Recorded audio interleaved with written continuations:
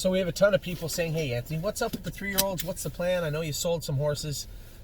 What are we doing going forward with these 3-year-olds into 4? Great question. So let me answer that for you.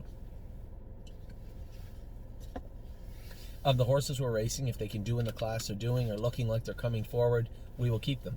If they've found a wall, a hurdle that they just can't seem to get over, then we'll entertain selling them. And I think that's the easiest way to approach it. There's a number of horses with other avenues on this list here, but let me go through them all with you. First is Ailsun. Ailsun had a poor race the other day, but the last time I drove her 2 weeks ago, I thought she would annihilate a condition claimer. We had Harness AM in there, so we couldn't get her in there. That has been rectified, as Harness AM was claimed the other day. Ailsun will be heading to the condition claimer, and I think she'll maul them. Pound for pound, horse for horse, I think Ailsun is a much better horse than Harness AM was. Harness AM's a little slicker, a little easier to drive, but horse for horse, on a good day, good sunny day, which one's better? Ailsun is a better filly, so I'll be happy to throw her in that condition claimer next week. Arctic Force, until I just said condition claimer, I don't think he belongs in a condition claimer. This is a horse that just can't get his groove on a regular basis, right? Raced good a couple of times, was a beaten favorite that should have won the last time I drove him, but he lost a shoe. Then we raced him the other day, got the 7-hole, got away 7th in a 7-horse field. I could have told you the end of that story as soon as I got to the 8th hole. Need to get this guy up in the mix. Can't do that from post 7. Pitch that last race out. We'll continue forward with him. Beach Boutique, we rested her to bring her back. I still think she has some good to be done for us. And don't make no mistake, if she goes out and wins a couple of races and then we decide to sell her, people also will notice that we rested her up and she's fresh. So that carries a little bit of weight and a little bit of dollar also. So Beach Boutique will be back soon. Bottle of Red, similar, very similar. These horses are approaching their boiling point for us. Good horses, but you know, are we going to send them to the Meadowlands and Yonkers to race and hope they pound out some money? No, we're going to race them till they're not 8-5, 9-5, 2-1, 3-1 anymore. When they start going on the track 10-1, 8-1, it's time to maybe look for somewhere else for them. Cabernet is coming on. She's third her last 2 starts. I'm very happy with the way Harry's got this filly ready and got her going. She looks really, really good. Really happy with Cabernet and the way she's performed since coming back. Canadian Titan, about time she starts back. At least she should be turned out in the field. I want to check the dates. We've given her all the time in the world. What are we going to do with Canadian Titan? That depends how her knees look. When we x-ray them, she was on the verge of breaking her knee, of cracking her knee. We were at a coin flip place where, you know, is she going to be fine or is she going to fracture that knee? It's just too good of a horse to risk. So we gave her all the time in the world to let everything heal up in her knees. I'm going to have her over to Melissa's here in the next 2 weeks and get her looked at and say, where are we at with these knees? How do they look? What do we do? Capistrano. This is a tricky situation. We have a number of avenues, Capistrano. Do we continue to bite the bullet and race her in there at 30-1 and get drives from people that drive her like she was 30-1, or do we find a place that's a little softer for her? I don't really think. Here's the honest to God truth. I think a lot of our clients that own a good base of this filly would rather breed her than lose her in a condition claimer. I'm more in tune to be a horseman, where I would think just put her in a condition claimer. But this is a different opportunity. This is a filly that is extremely. Let me see if I can answer this. Okay, Steph wants him dropped off. All right, we got to drop you off on the way to the barn, Jetson. Okay. This extremely odd situation where this is an extremely well-bred filly. Probably would be worth money as a broodmare to any breeding farm. It's funny, I forget how many people watch these videos. I've been approached by numerous breeding farms about taking on some of our work as breeding our horses and keeping them along. Why is this doing this? Oh, I see what this does. Okay.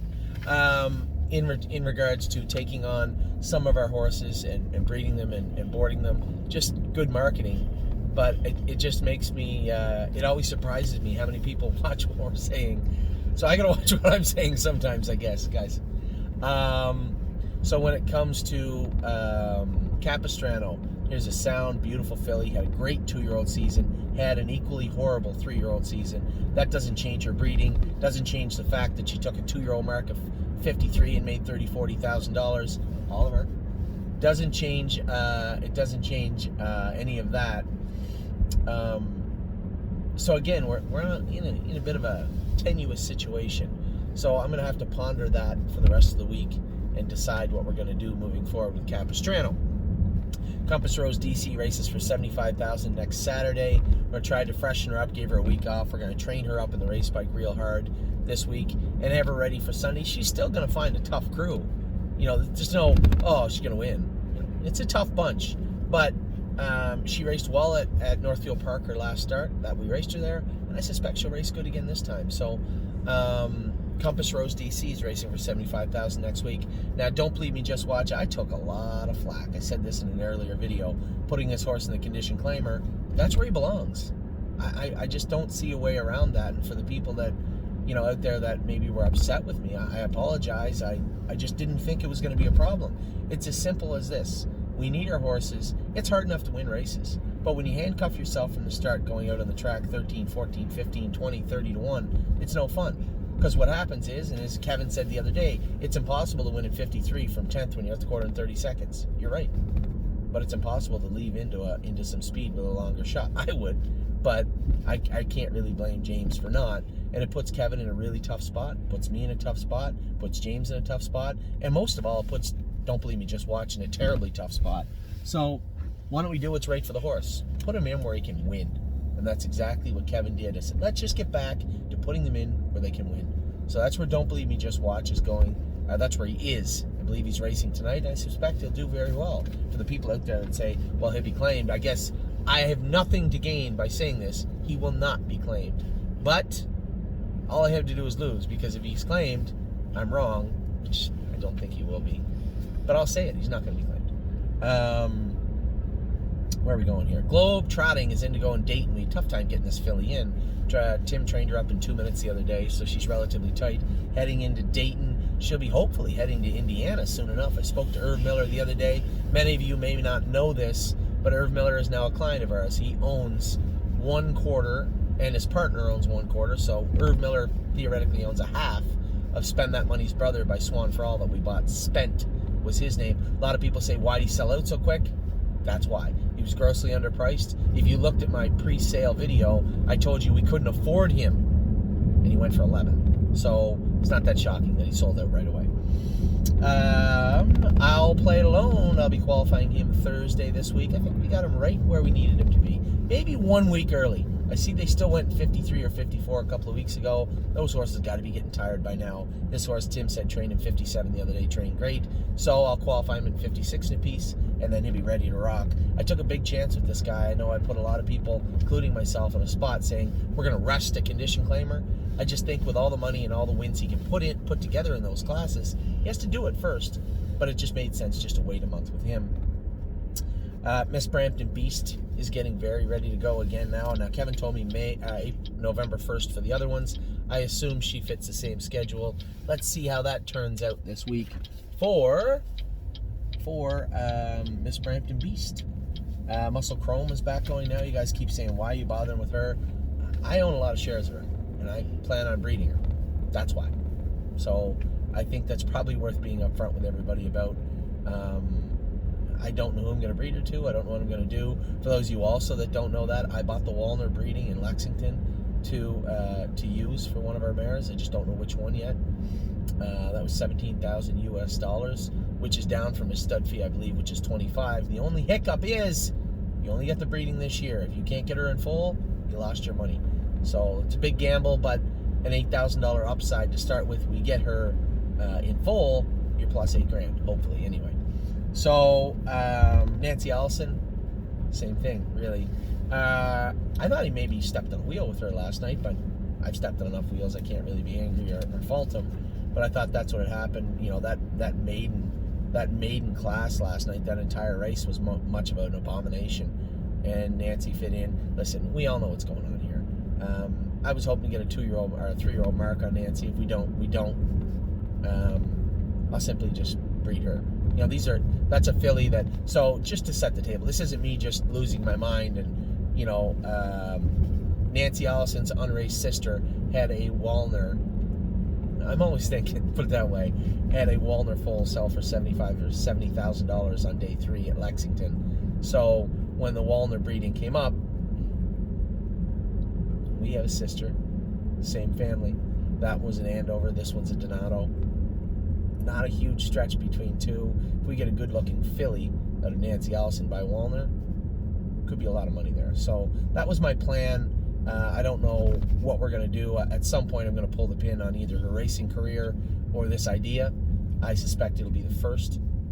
When we do that, we'll want to reach out to our clients and say who wants to do what with Nancy. I was really happy with her first start in Flamborough. She ended up first over her next two, and it didn't work out well. And then last night she made a break and finished fifth, beat a football field. But I guess we're just killing time. I was hoping she would win, but if she doesn't, she doesn't. We'll see where that lands Nancy Allison in the next couple of weeks.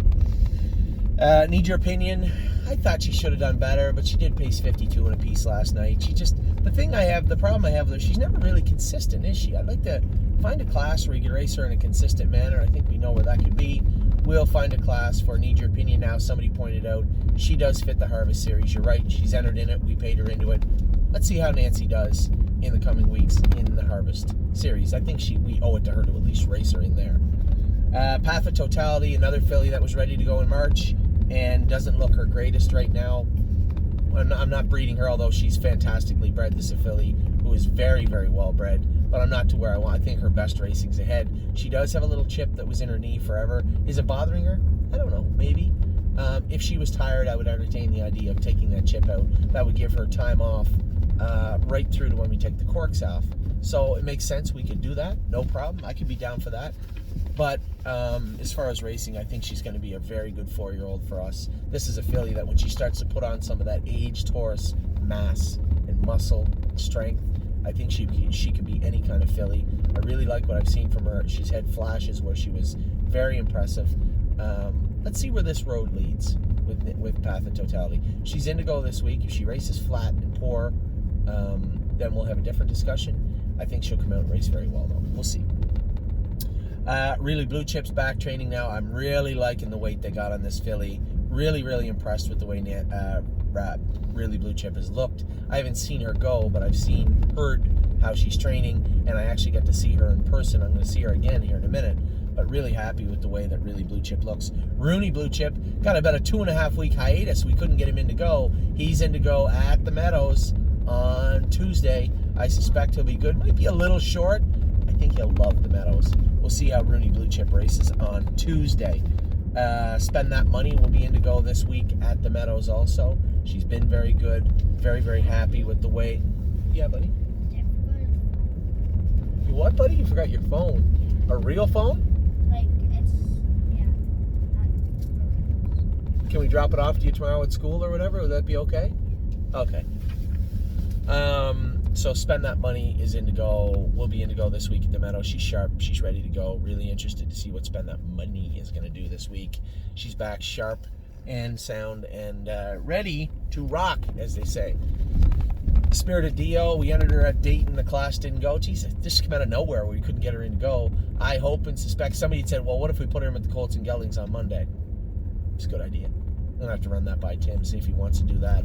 I think she can go with any of those classes in the mid-condition levels at the Meadows, so that might be a spot for her. Let's see.